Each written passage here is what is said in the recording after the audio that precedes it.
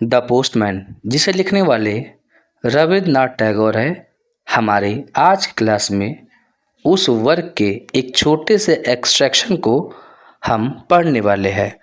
अगर हम रविन्द्रनाथ टैगोर के बारे में बात करें तो उनका लाइफ स्पैन 1861 से 1941 के समय का रहा। उन्हें गुरुदेव के नाम से भी जाना जाता था। वह एक Bengali poet, philosopher, artist, playwright, composer और नॉवेलिस्ट थे। वह इंडिया के पहले फर्स्ट नोबल लॉरिएट थे और उन्हें 1913 में नोबल प्राइज़ इन लिटरेचर मिला था। उन्होंने इंडिया और बांग्लादेश दोनों के दोनों कंट्री के लिए उनका नेशनल एंथम लिखा था। उन्होंने बहुत सारे पोएम्स भी लिखे, बहुत सारे स्टोरीज भी लिखे और उन्होंने शांति निकेतन नाम का एक एक्सपेरिमेंटल स्कूल को खोला था, जो कि बाद में जाकर के एक यूनिवर्सिटी भी बन जाता है। अब इसी के साथ शुरू करते हैं हमारी स्टोरी द पोस्टमैन। अगर हम पोस्टमैन के बारे में बात करें तो उनकी पहली ड्यूटी उलापुर नाम के गांव में लगी थी, जो कि एक छोटा सा गांव था और वहां पे हाल ही फिलहाल में पोस्ट ऑफिस खोला गया था। अगर पोस्टमैन के बारे में बात किया जाए तो उनका घर कलकत्ता से था और उन्हें इस गांव में आने के बाद ऐसा लग रहा था मानो मछली को पानी से बाहर निकाल दिया गया था। उनकी ऑफिस के बारे में बात किया जाए तो उनका ऑफिस और उनके रहने का जगह एक ऐसे जगह पे था जहाँ चारों ओर अंधेरा ही अंधेरा रहता था। चारों ओर घास फूस पूरा लगा हुआ है, उसके साथ साथ वहाँ पे तालाब भी है और चारों तरफ घास ही घास है। अगर पोस्टमैन के बारे में बात किया जाए तो उनसे बात करने के लिए वहाँ पे कोई था नहीं और उन्हें करने को भी वहाँ पे कुछ खास था नहीं। तो फ्री समय वो क्या करते? फ्री समय वह कुछ न कुछ पोयम लिखते थे। पोस्टमैन की सैलरी काफ़ी ज़्यादा कम थी। वह अपना खाना खुद ही बनाते थे और अपना खाना रतन, जो कि एक अनाथ लड़की है गाँव की, उससे अपना खाना शेयर करते थे और वह रतन उनके लिए थोड़ा बहुत काम भी किया करते थे। शाम का समय जब होता, चारों ओर कोहरा आ जाता और गांव के जितने भी बकरी है या गाय है वो अपने अपने रहने वाले जगह पे चले जाते और केकाडस, जो कि एक तरह का कीड़ा होता है, वह झाड़ियों में आवाज़ करने लगता। तभी पोस्टमैन अपने लैंप को जलाता और रतन को आवाज़ देते। रतन बाहर ही बैठी हुई रहती उनके आवाज़ का और वह बोलती कि क्या आपने मुझे बुलाया सर? तो फिर पोस्टमैन पूछते हैं कि तुम क्या कर रही हो? तो वह बोलते हैं मैं तो खाना बनाने के लिए आग लगाने की कोशिश कर रही थी, आग जलाने की कोशिश कर रही हूँ। फिर उसके बाद पोस्टमैन उसे कहता अच्छा ठीक है, जो किचन की जो आग है उसको बाद में जला लेना, पहले मेरा पाइप जलाओ। अब यहाँ पर रतन क्या करती, अपने मुंह फुलाए हुए अंदाज में अंदर आती उनके रूम में और फिर उसके बाद धीरे धीरे करके उनका जो तंबाकू रहता है तो उनके तंबाकू का जो कोयला था उसे वह जलाने की कोशिश करना शुरू कर देती, जिसके कारण पोस्टमैन के पास समय भी मिल जाता, वह रतन से कुछ बातचीत कर पाते। और फिर वह कहते कि अच्छा रतन ये बताओ, क्या तुम्हें तुम्हारी माँ के बारे में कुछ याद है? रतन पालथी मोड़ करके ज़मीन पे बैठी हुई रहती पोस्टमैन के पैरों के पास और जब वह बात बोलते तो उनके दिमाग में, रतन के दिमाग में बहुत तरह की बातें आने लगती।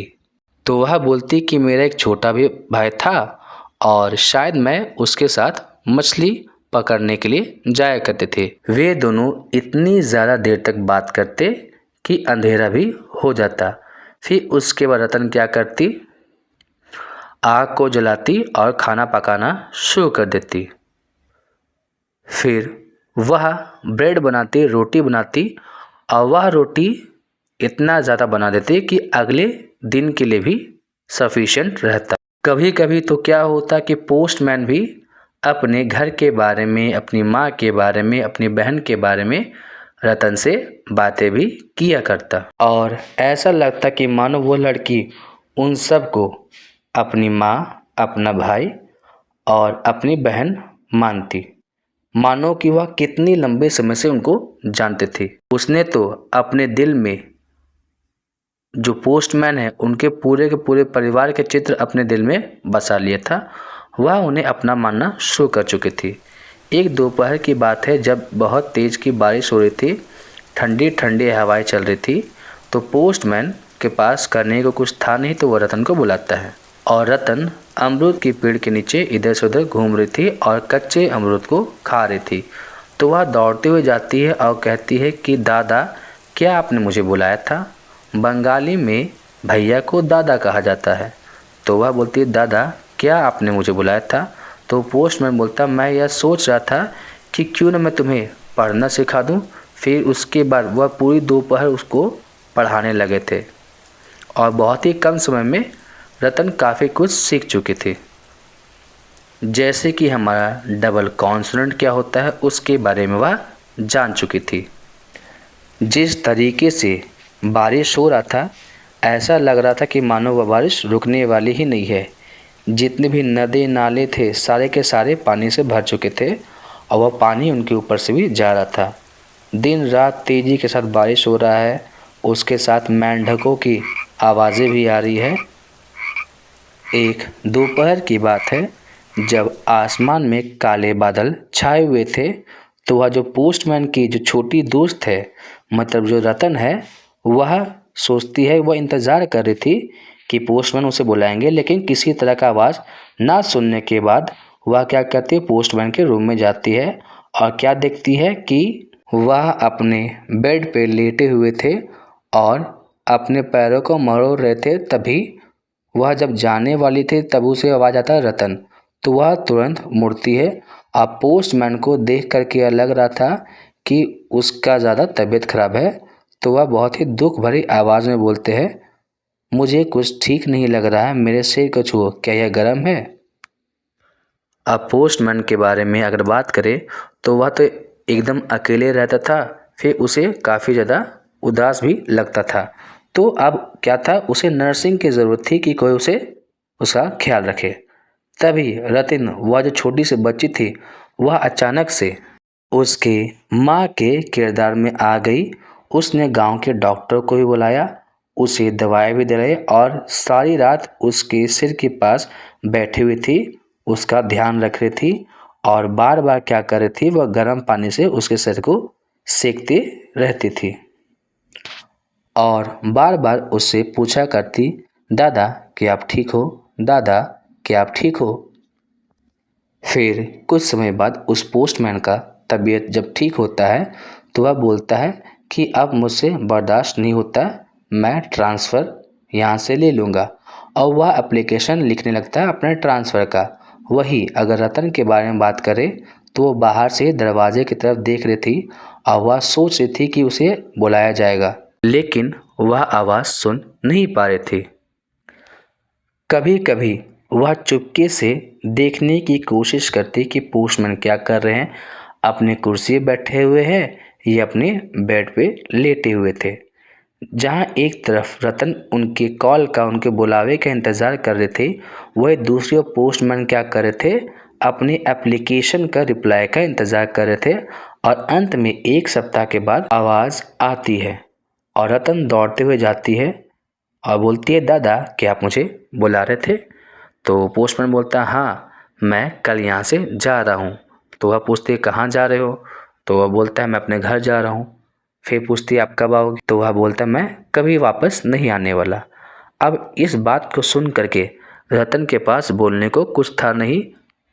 बहुत लंबे समय तक दोनों में से कोई भी कुछ नहीं बोलता है और जो लैंप की जो बत्ती है वो धीरे धीरे ख़त्म भी हो रही थी।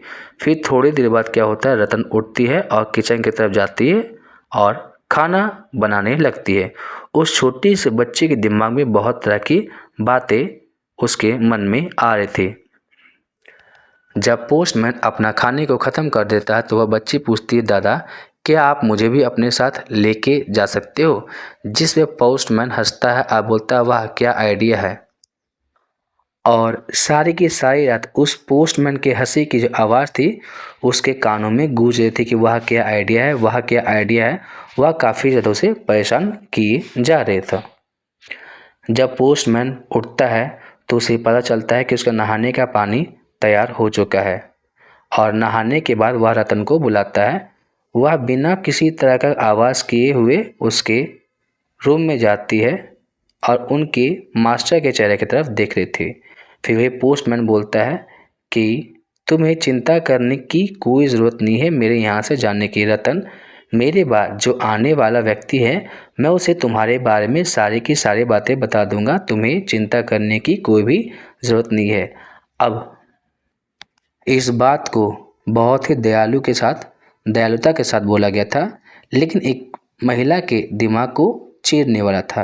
रतन अब बर्दाश्त नहीं कर पाती है और वह रोने लगती है। नहीं नहीं नहीं, आपको किसी भी व्यक्ति को मेरे बारे में बताने की ज़रूरत नहीं है, मैं यहाँ नहीं रुकना चाहती।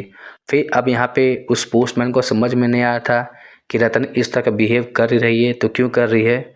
फिर जो नया व्यक्ति आने वाला है वह आ चुका होता है और पोस्टमैन वहाँ से जाने वाला होता है। जैसे ही वो वहाँ से जाने वह रतन को बुलाता है और कहता है कि लो मेरे लिए तुम्हारे लिए कुछ है, और अपनी पॉकेट से वह अपने पूरे महीने के सैलरी को उठाता है और सारा का सारा पैसा उसको दे देता है। बस वह अपने पास इतना ही पैसा रखता है जितना उसका आने जाने का भाड़ा में खर्च होगा। तो फिर रतन उसके पैरों के पास बैठ जाती है और रोने लगती है। ओ दादा, मैं आपसे प्रार्थना करती हूँ, मुझे आप कुछ ही मत दो, आपको किसी भी तरह का टेंशन लेने की ज़रूरत नहीं है। और ऐसा बोलते ही वो वहाँ से दौड़ करके भाग जाती है।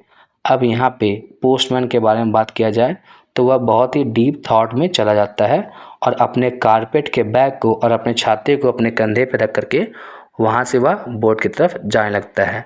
जब बोट आधे रास्ते में था और बारिश होने लगी थी तब उस पोस्टमैन के दिल में कुछ दर्द होने लगा। ऐसा लगने लगा कि उस बच्ची का चेहरा उसके चेहरे के सामने लगातार कंटिन्यूसली आते जा रहा है, मानो कि वह बच्ची उसके लिए काफ़ी ज़्यादा इम्पोर्टेंट थी, ऐसा जैसे कि उसकी माँ उससे दूर हो गई है। बीच में तो उसके जहन में यह ख्याल आता कि वह वापस जा कर के उस बच्ची को अपने साथ ले करके आया, लेकिन अब गांव काफ़ी ज़्यादा दूर हो चुका था। अब यहाँ पर ट्रैवलर अपने आप को मनाने की कोशिश कर रहा था। फिर उसके दिमाग में बहुत तरह की बातें आ रही कि किस तरीके से वो उससे मिलता था क्या नहीं था, उनके बीच की दोस्ती प्यार जो भी था उसको बहुत ज़्यादा याद आ रहा था। ऐसा उसे लग रहा था कि मानो कि वह मर चुका है और अब उससे कुछ नहीं हो सकता था। वही रतन के बारे में बात किया जाए तो वह तो बच्ची है, उसे उतना ज़्यादा ख्याल नहीं आया था। उसके आंखों से कंटिन्यूसली आंसू बहते जा रहे थे। वह पोस्ट ऑफिस में ही थी और उसकी आंखों से आंसू बहते जा रहे थे।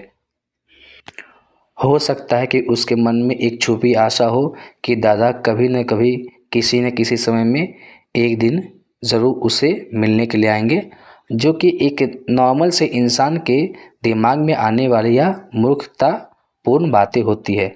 अब छोटी बच्ची है तो उसके दिमाग में तो इस तरह की बातें आएगी, उसके अंदर इतना ज़्यादा मैच्योरिटी है नहीं, तो उसके मन में कहीं ना कहीं उम्मीद है कि वह पोस्ट में वापस आएंगे, उसके दादा कभी न कभी वापस आएंगे। और इसी के साथ यह कहानी भी हमारी ख़त्म होती है।